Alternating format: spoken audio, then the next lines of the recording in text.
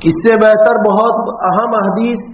وہ بھی بخاری کی روایت، بخاری اور مسلم کی، اور وہ بھی حضرت جابر رضی اللہ تعالیٰ عنہ کی۔ آج کل کے ماحول کے اعتبار سے قربان جائیے نبی اکرم صلی اللہ علیہ وسلم کی ذات گرامی کے اوپر کہ کتنے امور کی طرف ہماری رہنمائی فرمائی ہے۔ یہ تعلیمات جب ہمارے سامنے آتی ہے، اس نبی کا عشق دلوں میں بھر جاتا ہے کہ کیا موقع، کیا امت کے بارے میں کتنی فکر تھی کہ کوئی موقع نہیں چھوڑا۔ جابر رضی اللہ تعالیٰ عنہ کہتے ہیں، نبی اکرم صلی اللہ علیہ وسلم سے نقل کرتے ہوئے، اذا استجنح اللیل، وفی روایت اذا کان جنح اللیل، جب رات اپنا کنارہ لانا شروع کر دے، یعنی سورج غروب ہونا شروع ہو جائے اور رات آنا شروع ہو جائے، تو پہلی تعلیم جو بنیادی تعلیم ہے اور آج معاشرے میں اس پر بالکل عمل نہیں ہے۔ آپ صلی اللہ علیہ وسلم نے فرمایا فَكُفُّوا صِبْيَانَكُمْ، وفی روایت ضُمُّوا صِبْيَانَكُمْ، کہ بچوں کو اپنے سے ملا لو، بچوں کو باہر نہ رہنے دو، گھروں میں بلا لو اور گھروں میں بھی اپنے پاس بٹھا دو۔ اب ظاہر بات ہے کہ ماں باپ کو ہی حکم ہے، اگر باپ باہر ہے تو پھر ماں کو ہی حکم ہے کہ بچوں کو مغرب کے تھوڑے پہلے سے گھر میں بلا لے۔ یہ باہر رہنے کا بچوں کے لیے وقت نہیں ہے، اور بچوں کا خصوصیت کے ساتھ آگے آپ علیہ السلام اس لیے ذکر فرما رہا ہے کہ فَإِنَّ الشَّيْطَانَ حِينَئِذٍ تَنتَشِرُ، شیاطین اس موقع پر پوری دنیا میں، شیطان ابلیس دریا کے اوپر اپنا تخت بچھا کر کے ساروں کو ذمہ داریاں سپرد کرتا ہے، اور ذمہ داریاں سپرد کر کے سب کو یہ کہتا ہے کہ رات آنے سے پہلے پہلے اپنی ڈیوٹی پر حاضر ہو جانا ہے۔ جہاں بھی جس کو جو کام کے لیے بھیجتا ہے، رات شروع ہونے سے پہلے پہلے ہر ایک کو اپنی ڈیوٹی پر حاضر ہو جانا ہے۔ تو یہ اپنی ذمہ داریاں اور اپنے کاموں کو لے کر کے تیزی سے نکلتے ہیں اپنی جگہ پر پہنچنے کے لیے۔ گزشتہ مجلس میں بات آئی تھی کہ ان کو نجاست سے زیادہ تعلق ہے۔ کہا تھا میں نے کہ جو جس کے ساتھ مناسبت رکھتا ہے، ناپاک کو ناپاک کے ساتھ اور پاک کو پاک کے ساتھ، میں نے مثال بھی دی تھی کہ بھنگی کو گٹر میں اکھا اتار دو پورا پورا تو بھی اس کو گھن محسوس نہیں ہوگی، نہ جو پاکیزہ طبیعت ہوگا اگر کہیں پاخانہ پڑا ہوا ہوگا تو بھی ناک بند کر کے چلے گا اور آگے جا کر کے عطر نکال کر کے اس کو ملے گا۔ طبیعتوں کا تقاضا ہے، تو چونکہ یہ ناپاک طبیعتیں ہیں، ان کو ناپاکی سے، اسی لیے بیت الخلاء میں جاتے وقت آپ علیہ السلام نے فرمایا تھا نا کہ دعا پڑھ کر کے جانا ہے تاکہ وہ وہاں ان کا اڈا ہوتا ہے۔ تو چونکہ یہ لوگ تیزی سے نکلتے ہیں، بچے عموماً باہر ہوتے ہیں اور بچوں میں پاکی اور ناپاکی کا احساس نہیں ہوتا، پاکی کیا ناپاکی کیا، کہیں باہر بھی پیشاب کر دی، بچے ہیں کھیلتے کھیلتے پیشاب لگی باہر کر دیا پیشاب، پھر پاکی کا کوئی مسئلہ نہیں ہوتا ہے وہاں پر۔ چھوٹے بچے اور زیادہ، اور آج کل کی ماؤں کو اللہ جزائے خیر دے اور ہمت مردہ دے کہ پیمپر نے اور ڈائپر نے 12 گھنٹے تک ناپاکی میں رکھنے کا عادی بنا دیا ہے۔ سچ کہتا ہوں، ہم چھوٹے تھے، ہم نے بھی اپنے بچوں کو ایسا نہیں کیا ہے، اور ہم نے بھی ہماری ماؤں کو ہمارے ڈائپر کا وجود تصور نہیں تھا کہ ڈائپر نے پیمپر نے کیا ہے، وہ بیچاری پاک کرتی، ہماری ماؤں کو بھی، ہمیں میرے چھوٹے بھائی ہے ان کا حال دیکھا ہے کہ وہ دن میں کئی مرتبہ پاک کرتی تھی، کپڑے پاک کرتی، جہاں پر پیشاب پاخانہ کر دے اس کو پاک کرتی دن میں، لیکن ہمت نہیں آتی تھی۔ ہم نے بھی اپنے بچوں کو بڑا کیا ہے، لیکن الحمدللہ ثم الحمدللہ کہ اس طرح کا تصور ہی نہیں تھا۔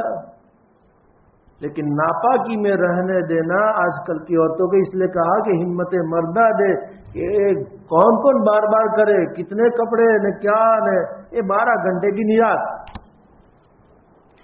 صبح ایک بدلہ دیا پھر شام کو سوتے وقت دوسرا بدلانے کا، اگر بیچ میں کوئی پاخانہ کرے وہ لیک ہوئے تو وہ بھی باہر آوے، لیک ہوئے تو پھر بدلاوے، باہر نہ آیا اور لیک نہ ہوئے تو اس کو بھی نہیں بدلانے کا، رہنے دو، بھلے چمڑی سڑتی خراب ہوتی۔ یہ سب سوچنے کی چیز ہے، آسانیوں کے لیے یوں ہی بچوں کی دعائیں اور بچے صدقہ جاریہ نہیں بنتے ہیں، بچے صدقہ جاریہ یوں ہی نہیں بنتے ہیں، اس کے پیچھے محنت کرنی پڑتی ہے اور پاپڑ بیلنے پڑتے ہیں، تب جا کر کے صدقہ جاریہ بنتے ہیں اور پھر وہ کارہائے نمایاں انجام دیتے ہیں۔ اب تم ملیکہ بن کر کے زندگی گزارو، بچوں کے پیچھے کچھ کرنا نہیں ہے اور بچوں سے حسن بصری کی امید رکھو۔ خیر، تو لکھا ہے، سمجھا رہا ہوں میں کہ بچے عموماً ناپاکی میں ملوث ہوتے ہیں، ناپاکی اور پاکی کا اہتمام نہیں ہوتا، اور بچے ساتھ میں ان شریر مخلوق سے بچنے کی دعاؤں کا بھی اہتمام، چھوٹے بچے تو غیر ممیز بچے وہ کہاں سے دعا پڑھیں گے، جو بچے بڑے ہیں چلو سکھایا بھی ہے لیکن وہ کھیلنے کودنے میں مشغول ہے، ابھی کہاں دعا پڑھیں گے، شام کی دعائیں پڑھ لو، صبح کی دعائیں پڑھ لو، کہاں پڑھیں گے وہ، اتنا تو ہمارے یہاں الحمدللہ ماحول نہیں ہے۔ تو اب وہ لگ جاتے ہیں جاتے ہوئے، جس کو ہم اپنی زبان میں کیا کہتے ہیں، جھپٹ میں آ گیا ہے، کہتے ہیں نا کہ جھپٹ میں آ گیا ہے بچہ، تو یہ جھپٹ میں آیا ہے۔ حدیث میں سمجھا رہا ہوں اور بخاری اور مسلم کی روایت میں سمجھا رہا ہوں آپ لوگوں کو، جہاں شراح نے نقل کیا ہے کہ بچے کو کیوں گھر میں بلا لو، اپنے سے کیوں ملا لو، شیطان کے اس شر سے بچنے کے لیے، کیا بہترین تعلیم ہے۔ لیکن آج ہمارے معاشرے میں بچوں کو تو شام کا وقت تو کھیلنے کا وقت ہے، تفریح کا وقت ہے، فریش ہونے کا وقت ہے، بچے گھر میں بھی رہے تو زبردستی مائیں دھکا مار کر کے نکالتی ہے کہ جاؤ کھیلنے جاؤ، باہر جاؤ۔ ٹھیک ہے سیر و تفریح کا وقت ہے، لیکن مغرب سے کچھ پہلے جب عین غروب کا وقت ہو اس سے 5-7 منٹ پہلے بلا لو، بچہ فریش ہو جائے، اپنے پاس بٹھا لو تاکہ وہ اس شیطان کی جھپٹ میں آنے سے بچ جائے۔ اسی سے استدلال کرتے ہوئے کہ ناپاکی ہوتی ہے اور جنات جیسی شریر مخلوق سے بچنے کے لیے دعاؤں کا اہتمام نہیں ہوتا ہے، اس لیے شیطان وہ تیزی سے بھاگتے ہیں تو بیچ میں جھپٹ میں آ جاتے ہیں۔ اسی سے استدلال کرتے ہوئے وہ عورتیں جو مخصوص حالت میں ہے اور ان کو نماز کی چھٹی ہوتی ہے،